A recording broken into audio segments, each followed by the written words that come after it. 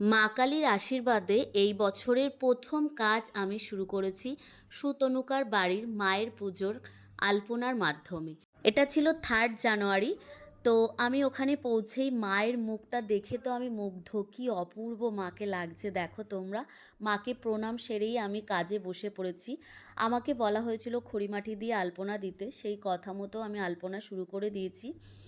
আর এই সুবিশাল আলপনাটা আমার দিতে সময় লেগেছিল প্রায় 2 ঘন্টা মতো। এটা যখন পুজোর আগে, যেহেতু সন্ধেবেলা পুজো হবে, আমি যখন আলপনা দিচ্ছিলাম সবাই প্রায় নিচেই ছিল। তো আমি একা একা বসেই আলপনাটা কমপ্লিট করেছিলাম। তোমরা কিন্তু জানিও সবাই পুরো আলপনাটা দেখে কীরকম লাগলো তোমাদের।